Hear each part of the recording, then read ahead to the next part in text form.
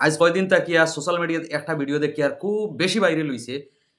অন্ধ্রপ্রদেশের একজন বাইয়ে বনির টেকা তুলাত ব্যাংক গিয়া বাকিটা বাইয়ে নকল ইতিহাস আপনারা সবে দেখরা যে এই বাইটার বোন ২ মাস হয়ে গেছে মারা যাওয়ার আর এই বনির অ্যাকাউন্টও টাকা ২৯,৩০০ টাকা ডিপোজিট আসলো। তো এই বাইয়ে তোলার চেষ্টা করছে, ব্যাংক বারবার চক্কর লাগাইছে। ম্যানেজারে কইছে যে তোমার বোনরে লইয়া আইতে লাগবো, তুমি পয়সা এইরকম নিতে পারতাই না। তো ভাইয়ে বহুত চেষ্টা করছে টাকাটা তোলার লাগিয়া, লাস্ট মুহূর্তে বেহের তো হয়ে গেছে, কিচ্ছু করার নাই বাদে ভাইয়ে গুসা করিয়া কিতা করছে, খবর তাকে তার বোনরে তুলিয়া নিয়ে ডাইরেক্ট বোন শুধু ব্যাংক লইয়া গেছে গিয়া।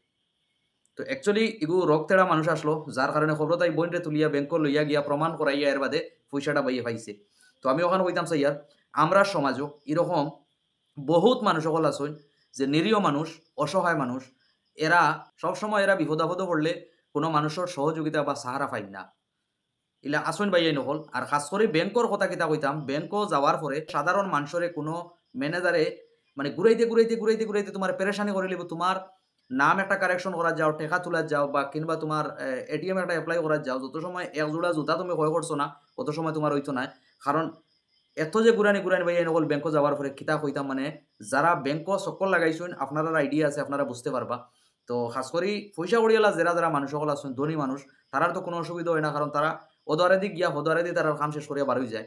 আর সারা সমস্যা হইল কি মিডল ক্লাস অর্থাৎ আমরা লাগান মানুষের ব্যাংক যাওয়ার পরে ঘুরতে খাম তো আর দূরের কথা মানে এক জোড়া জুতা ছিঁড়ে যায়। এই ভিডিওটা যারা দেখবা আপনার তোর কমেন্টও মতামত জানাইয়া যাইবা যে এই বাইটায় যে তার বোনের খবরও তাকে তুলিয়া ব্যাংক লইয়া গেছে, এটা কতটুকু মানে বাদ করছে আর কতটুকু বালা করছে।